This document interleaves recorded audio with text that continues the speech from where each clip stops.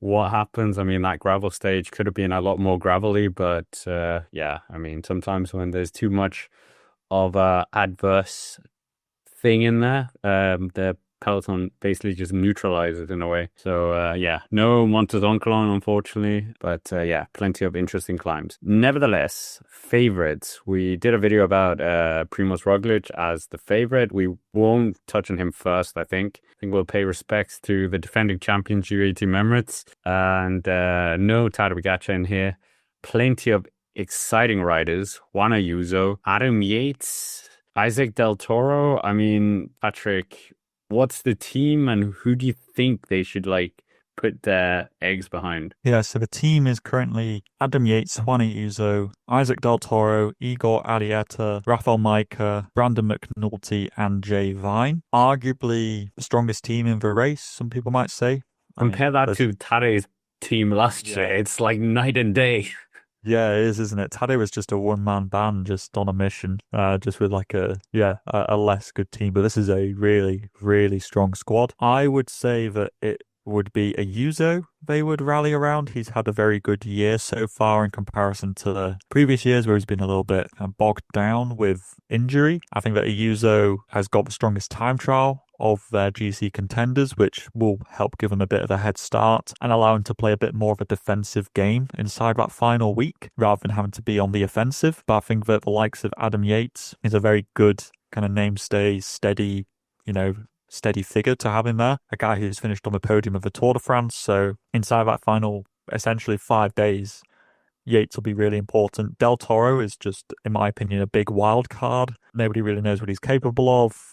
He did the Vuelta last year in very much a domestique role, I think. So it'll be interesting to see how they use him this time around. He has a better time trial than most of the climbers, so that puts him a little bit in better favour, I would say. And then UAE Team Emirates do also send riders into the breakaway. So you've got the likes of McNulty and Jay Vine, who are very good in breakaways. So I think that it's a really, really strong team, and I think it's going to be very prevalent across lots of stages. Juan Ayuso, he's no stranger to success on Italian soil. Former under-23 winner at the Giro, winning Tirreno this year, second last year behind Jonas Vingegaard in that race as well, won the Trofeo La Guardia. So why not?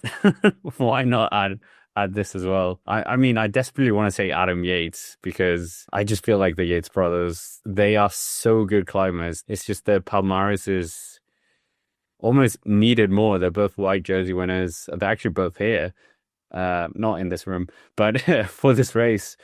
And yeah, Adam Yates, I'm not even sure he's been at the Giro, if I'm honest. Obviously, we know his brother. We'll talk about his brother probably in the outsiders category. Yeah, this is only his second time at the Giro. Last time was in 2017, finishing ninth. Obviously, we've seen him be absolutely incredible since joining UAE. Fourth in the Vuelta a España in 2021. Obviously, he was fourth in Tour de France back in 2016, but that was almost 10 years ago. But the 2023 third place, the UAE didn't win, but that is the highlight of his Grand Tour success. Although I would say last year, he was absolutely incredible for the team, the way that they used him as a strategic pawn. So I think if they have him in that role, then and use Juan Ayuso as the leader, or I mean, Micah's in, probably not Micah, but yeah, I think it's quite interesting. And Isaac Del Toro, I don't know what you do with him. Just kind of a bonus and might pick up the white jersey. Well, actually, no, Juan Ayuso would win the white jersey. Yeah, I think Ayuso's realistic goal would definitely be to try and get the white jersey as a bit of a minimum in this race. I think that also, I mean, this is going to be a bit of a theme, in my opinion, is that although people who have a good time trial in this race will certainly be looked upon more favourably because of their, essentially the head start they're going to have, this race is going to be decided in those last 5 days. And having a 2 or 3 minute head start in the TT is going to be helpful. But if you crack there, like somebody who's a bad time trialist but a really good climber could very well jump up GC massively in those last 5 days, even though they're like lagging behind 2-3 minutes for most of the race. Do you think we're going to see a bit of problems? Okay, I know the whole media absolutely maximized the Juan Ayuso refusing to do the turn or whatever in the Tour on, where was it? On the, what climb? The Galibier stage. So, I mean, they're all very good riders, and that's the problem. Too many cooks spoils the broth, or whatever you say in English. So, do you think UAE are going to have a problem here or not? There's no Pogacar. Like, maybe Juan Ayuso, like, well, I could win the Giro, and then Adam Yates is like, well, I could win the Giro, and then somehow Isaac Del Toro is in the mix as well. Yeah, I see. I mean, it could very well be a problem. Astana with Landa and Aru. I mean, that was great Yeah. horsing, so I hope it happens. Yeah, it's going to be interesting, isn't it? They've got a strong enough team to actually support a dual leadership, I think. When you got the likes of Micah McNulty and Jay Vine to really lead the climbs, I think that you're already in good hands there. I think you're right. Del Toro is a bit of a rogue one. I'm not really sure what to expect from him, but I think that UE will say that they're going in with a dual leadership with Yates and Ayuso to try and, hedge their bets a little bit and throw people off. But in my opinion, Ayuso will take time on Yates in the time trials and will automatically fall into a bit more of a leadership role. And Yates will just, I think, play a domestique role unless Ayuso has a bad day, in which case Yates will be released to do his own thing. That's a very fair estimation. Who would you put as leader? I'd definitely put Ayuso as leader. He's had a very good year. Like you say, he won Torreno, second in Catalonia. He's got a good TT. And, like I said earlier, I think that the white jersey will be a goal for him in this race.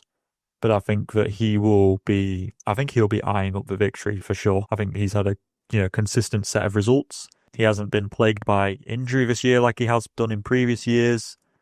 And I think that's going to give him quite a lot of confidence going into this race. Yeah, crazy. This is only going to be his fourth Grand Tour as well. And he's only 22, I think. 22, 23. So, yeah, seems like he's been around for a fair bit, but he hasn't. Yeah, we might as well go to the guy who won the Giro d'Italia last time he was here, the one we spoke about, Primoz Roglic, and see if our thoughts have changed a bit since our previous video. That was, well, not that many days ago, but Primoz Roglic, Vuelta a España winner, former Giro d'Italia winner, reluctantly never will win the Tour de France, let's be honest, sorry. Maybe, I mean, he's doing the Giro Tour this year, and yeah, what do you think about, first of all, Roglic's chances this year? We've seen, well, you talked about Catalonia, Ayuso finishing second. The man who beat him on the final stage was Roglic, and he has just got a very good way of getting up there in the mix in these big Grand Tours, except the Tour de France. Do you think he can do it? And what do you think of the team as well? I mean, Dani Martinez, absolutely impressive performance last year in his first season with the team, finishing on the podium in the Giro almost single-handedly because Lipovic was out of the race very quickly. Yeah, he wasn't he? Like DNF'd after stage 4 or something like that. But anyway, the Red Bull Bora Hansgrohe team of this year is